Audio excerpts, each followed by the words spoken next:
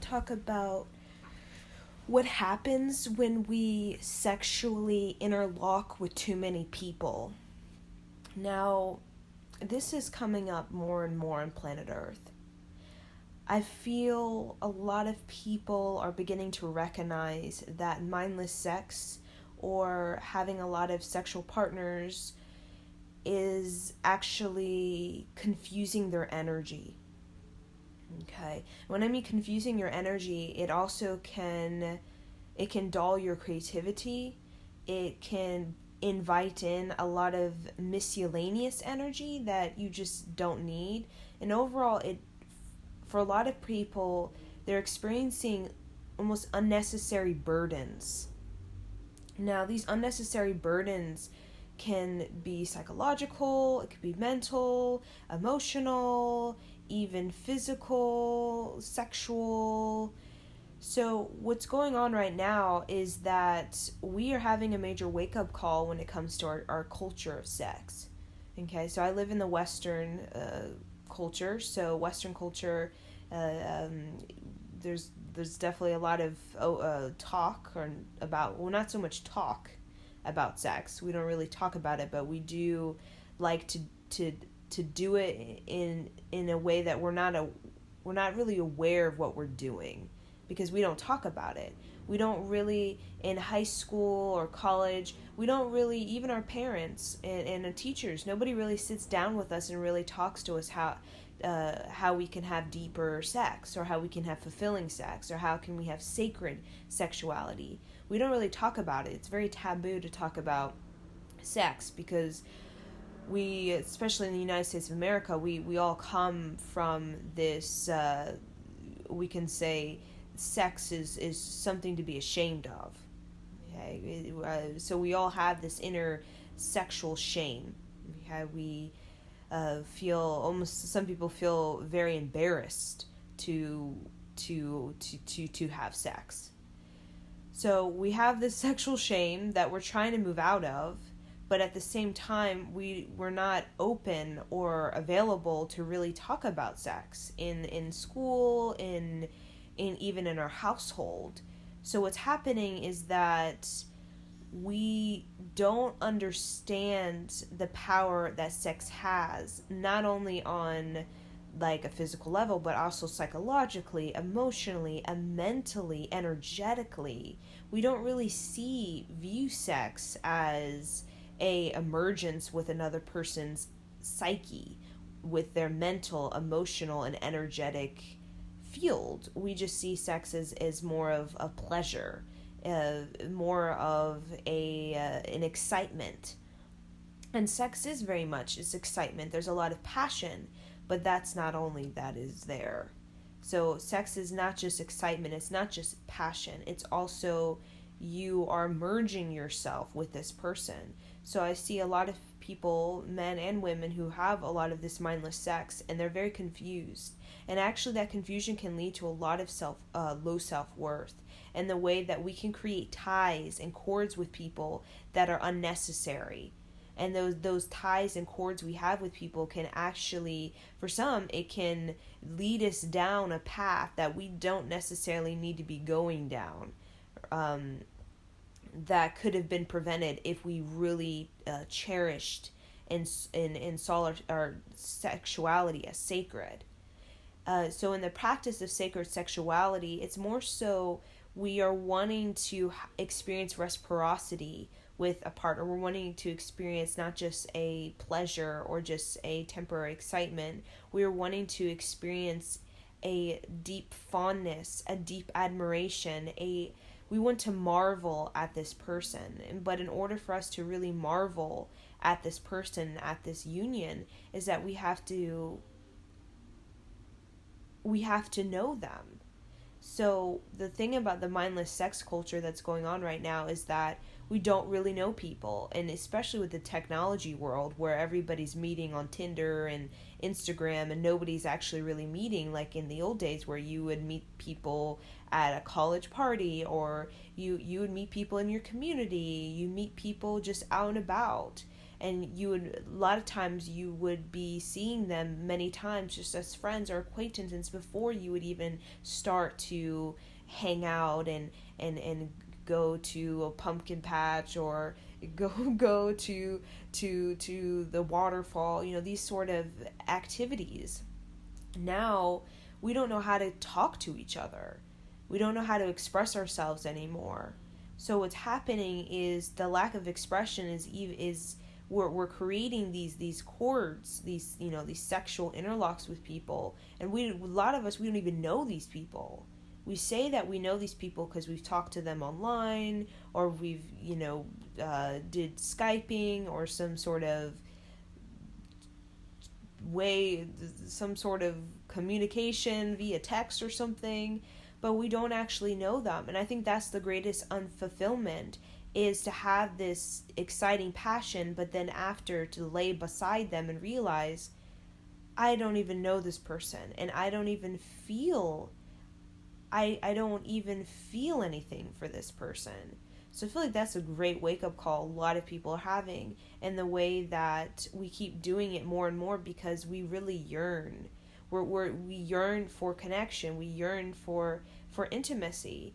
So we're really trying to for some people, jump into this sex stuff because we in our society right now, everything is so fast. Everything is there's such a high demand upon us. Everything so fast with this technology age. We are kind of moving into that sex stuff really too soon, where we're not ready for it.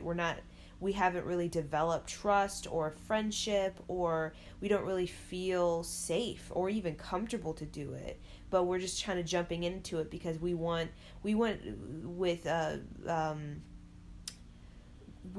quick gratification. Right? We want this is the one, or this is it. Because especially in the United States of America, we're all wanting that quick gratification, that this is going to be it. So sex is a way for us to get that quick gratification, that, oh, this person, shared with me a piece of themselves, so they must like me, or I've given a piece of myself to let them know they like me. But that quick gratification, as we know in our Western society, is not it's not very fulfilling, because we know in the truth of who we are, like nature, there is no quick gratification in nature. Nature is a process. Every tree, every bee, every deer, every flower, there's no such thing as quick gratification. It is a process. It is a practice. And the reason that these beautiful creations, nature, is so beautiful and so abundant and it's so deep, and it just grows and grows like the 12,000-year-old tree. It just keeps growing and keeps getting deeper because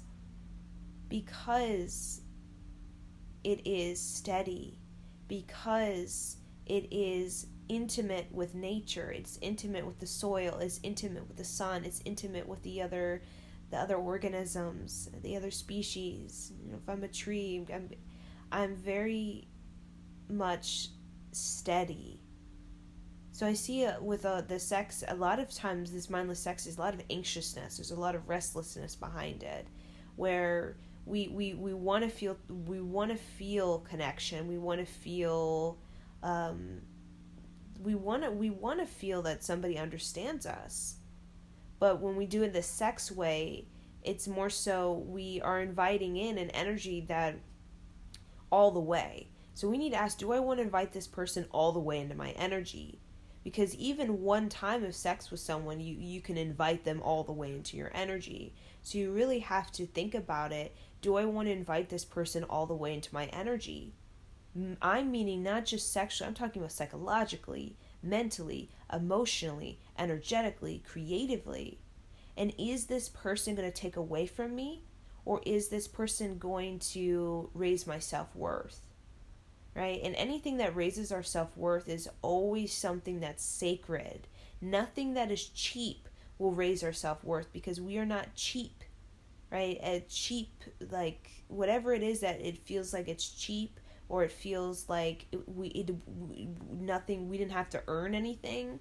We didn't have to show up. We didn't have to work on anything. We just could just get it, like, just not even having to really be honest with ourselves, and to really present the best version of ourselves.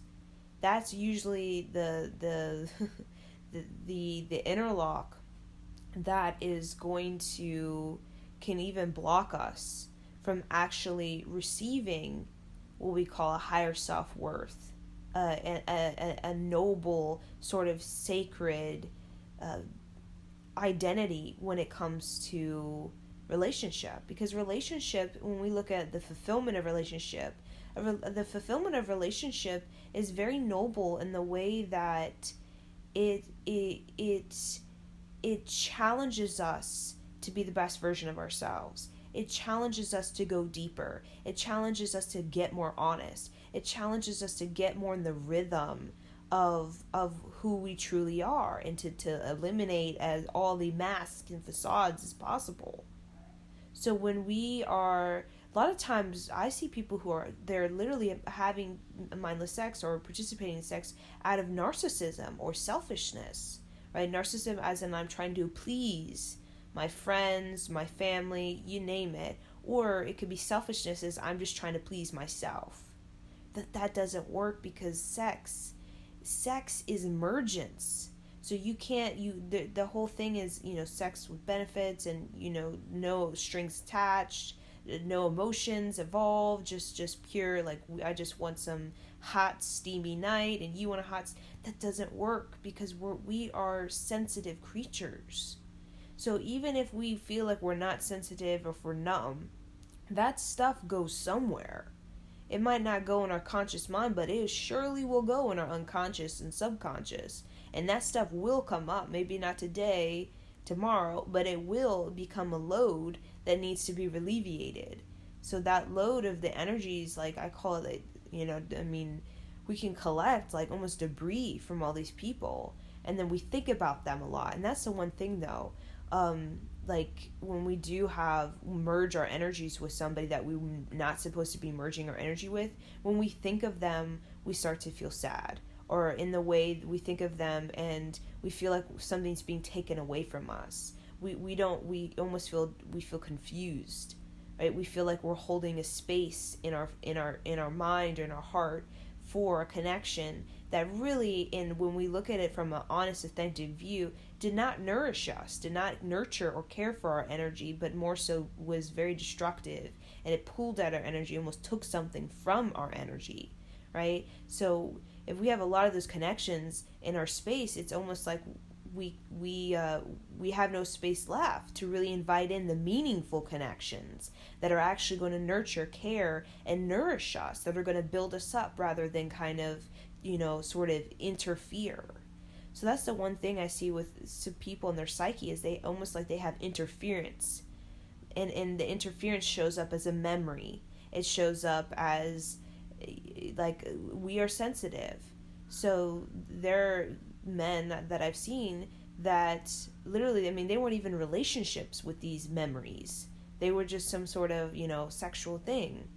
But they still remember them. They might not remember their appearance or what they look like or their name, but they can remember the energy, the scent. Even if they can't really, it's not vivid, but they still can vaguely almost like feel that, like they could tap into that if they wanted to, because there's a piece of that person with you. And that's the thing when you do have sex with someone and you don't know how to really move the energy, and you're not really aware of sex. It's just kind of, it's just like pleasure. You can actually, you get a piece of that person. They get a piece of you.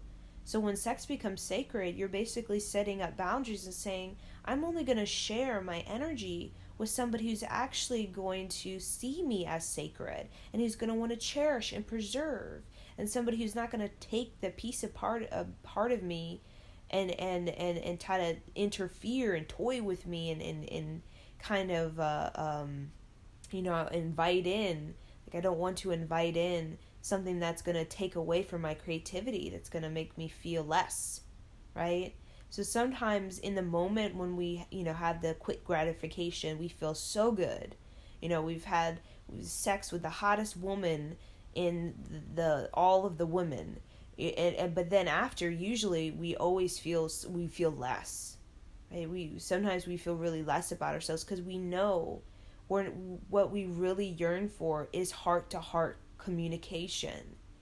We, like children, we yearn to, like when you see kids who are in love and they're not even, they're 10-year-olds, they're not having sex, they're 10 and they're listening on their iPod together, like they're listening to Bob Marley, and they're like little kids and they're just like listening to Bob Marley, they're on the bus together, they're holding hands, and they're talking about there's a dance recital coming up, but they're talking about, hey, do you want to come to my I'm in a musical at school, you want to come see me? Like, yeah. Like that's what we yearn for. And when we get back to the basics and we get out of this quick gratification, we yearn for like when we were school kids, when we were 10 years old, and we were, we had a best friend, and that best friend was the one that we remember was the deepest sort of. It was usually not sex. It was usually a really good friend, and we would ride bikes together, and we would walk to school, and we'd go walk, we'd go hiking, or we'd go skiing or snowboarding, and we would make marshmallows and put them on the fire, and we would make s'mores, and we would have hot cocoa on Christmas time, and we go to each other's Christmas things, and we would give each other really wacky gifts that were like really funny and goofy, and we were just silly and playful. It's like a lot of times I see people who have those mindless sex, it's not playful. It's very like for a lot of people it's awkward. Like it becomes awkward because you don't even talk with this person. You don't even have heart to heart. You don't even listen to your iPod Bob Marley. You don't even know what that person likes to do with their free time. Like my best friend, like in school, I knew everything. I knew up and down. I knew I knew my best friend's fears. I knew where they came from. I knew about their parents and their parents' issues. I knew about what they wanted to do or what they like to do. I knew about their personality and what makes them tick, and how they fight and how they love. I knew about how the person would get sad. I knew about how we fight and make up. I mean, that is so much more exciting than just quick gratification, and then we call it bam bam see ya ma'am. That's what we call it, bam bam see ya ma'am.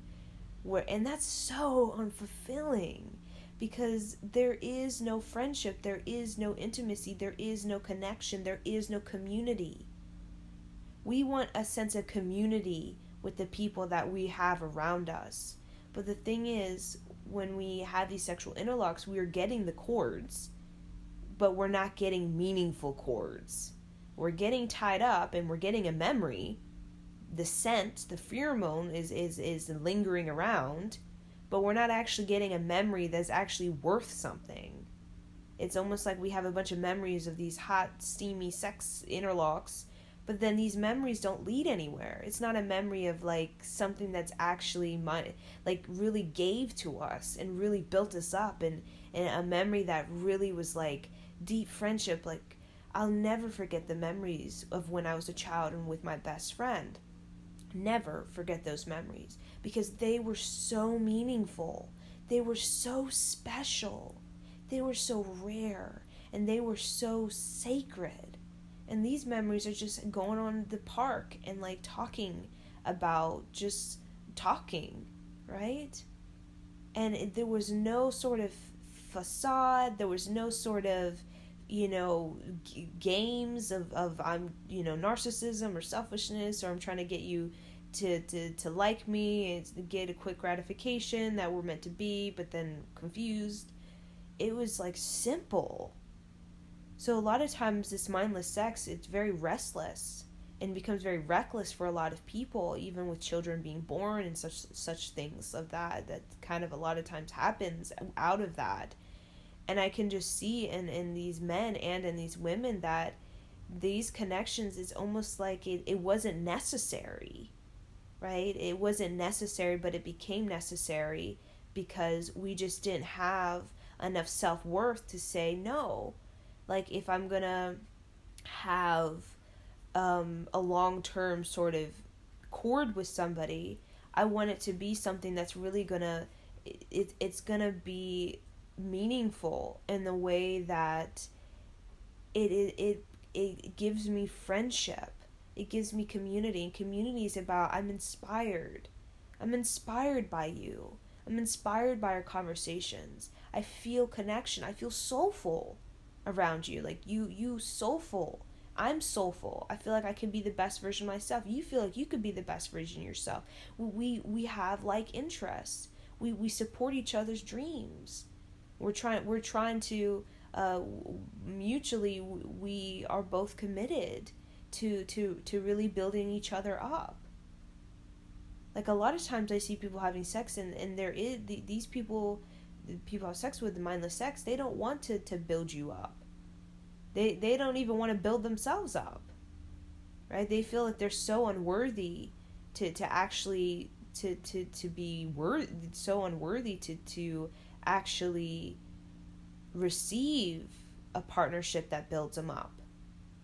You know, a lot of people have such low self-worth that they feel like the best they could get is just a quick gratification. But then that quick gratification becomes to, I need more quick gratification. And then all that does is just leave more and more of this unnecessary, like, burdens. And that really makes us feel less, right? In the long run, it makes us feel less, because in life, it's about growth, right? It's about sticking with it. Anything is about sticking with it. So friendship, I mean, deep intimacy is not overnight. You know, you have to, I mean, just like a tree is not born, a tree is born sometimes in 50 years. You know, sometimes it can take 100 years for a tree to really be, you know, amazing, you know, big. So this quick gratification is very cheap in the way that it doesn't go anywhere. And it leaves us feeling less, because we know that we should be using our energy, our time, and our energetic space, mentally, emotionally, psychologically, for something that we can actually grow, and we can stick with it, and we can actually see it become something. Because friendship, relationship does not become something just, you know, talking with them on Tinder, and then that becomes the marriage partner of the life, right? I mean, it's even if we do feel a soul connection very quickly, and we're like, whoa, this is very powerful because we have past lives, right? There are connections where we have heavy, strong past lives, where you call them soul family, where we have seen them again and again. So it is like it's like we already know them. So when we meet, we're like, oh, you know, there's so many connections, you know, I've had where, and none of them are romantic, but you meet them and you're like, okay, yeah, we have known each other for multiple lifetimes. But even then, you still grow. You still want to grow it. Everything's like a tree. And a 12,000-year-old tree is one of the tallest, deepest tree, because it's been steady. It's stuck with it. It stuck with it, and it knew what to stick with. That's the thing. We need to be very discerning about who we want to actually give our time and space to. And the great question to ask is, does this bring the best out of me or the worst out of me? So really stay away from the energies that bring the worst out of you, okay? And really stick with the energies that bring the best out of you. Because the worst out of you means you're triggered, but all you are is triggered. The best of you is like you're challenged, but you feel inspired, right? And the best version of ourselves is not easy. It's not light and love, flowers, and these things. It usually can challenge us in the way that it challenges us to be inspired. While the worst of us, it's like festering and irritating, and it just keeps going, and there's no sort of healing, there's no healing. That's the worst of us, whether there's no absolute healing in this relationship. Is no healing. It almost feels like we're just in this state of stagnancy. Right? There's just no healing. The best of us is it challenges us to be inspired, to be more of who we are.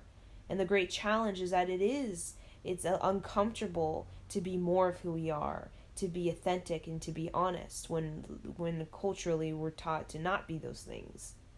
But the worst of us, we feel like it's almost like we're in a rut and there's no healing, right? There's no reciprocity. That's the worst kind of feeling, is there's no reciprocity.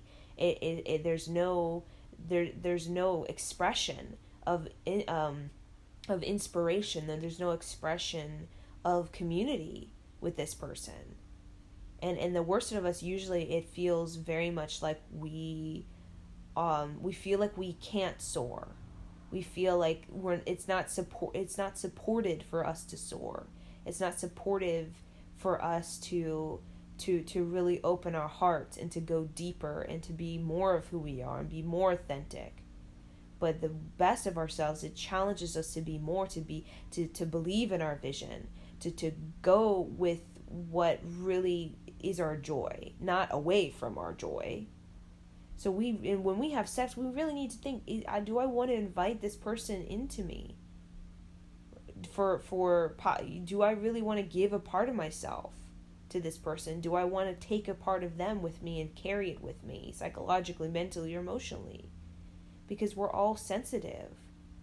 So the more that we can create space, meaning space, not filled with a bunch of memories, but space, the more magnetic and attractive we become to the partnerships, the friendships, the community that's actually going to bring the best out of us. It's going to challenge us to be inspired and to be more.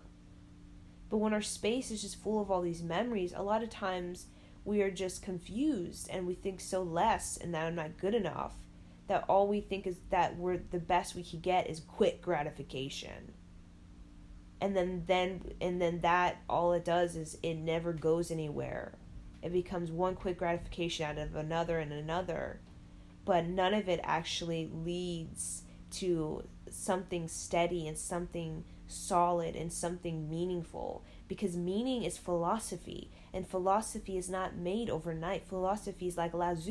He taught his whole life. His meaning to his life was like a tree that grew within 50, 75 years. It did not grow in a day. And Lao became so masterful because he was steady. He was steady with the meaning that he found, that really brought the best out of him, that challenged him to be inspired. He kept going with it. He kept going with it to the point where the meaning became so intimate. He got so deep. He got so it got so sacred and valuable to him. He cherished and he preserved the meaning that he allowed himself to receive. And when 50 years of continually to go deep with it and to get more vulnerable and intimate and honest and authentic and to continue to get challenged, to be inspired, it became something so complete, so whole, and so fulfilling.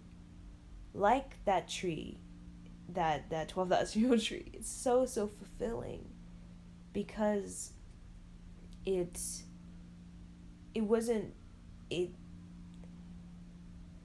was something that encouraged, it's something that encourages us to be more in tune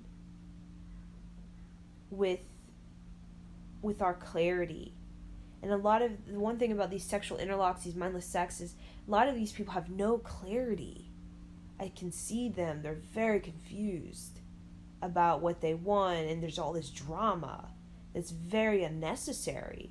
Unnecessary drama with all of these things. It's just, with even Lao Tzu, if we just give ourselves patience, just be patient, we can actually heal all this possible unnecessary commotion from compulsiveness, if we just allow ourselves to be patient with our seed of light, be patient with the growth, like a flower. Quick gratification of a flower is a dead flower. It will not grow. Nobody can force a flower to grow and to bloom. So when we have that level of patience, we can actually really get what we want, because we're creating a space. When the space is full of these dramas, we can say, that are whirling around us, even if we met, we can say, the love of our life, we won't even have the availability, the receptivity to actually allow it in, until we really gather all the pieces of us that we've given to all these people, and we really recognize, this is for me.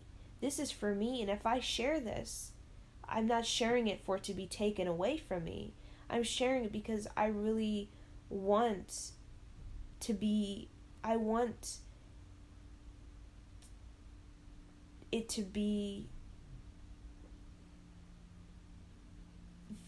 I want it to be deep friendship. That's why I say deep friendship, because I can't think of any other word that really represents something that is sacred, and something that actually makes us feel clean, and that makes us feel innocent, and that makes us feel like more of who we are as time goes on, and not less. So I'm just going to leave you guys with this.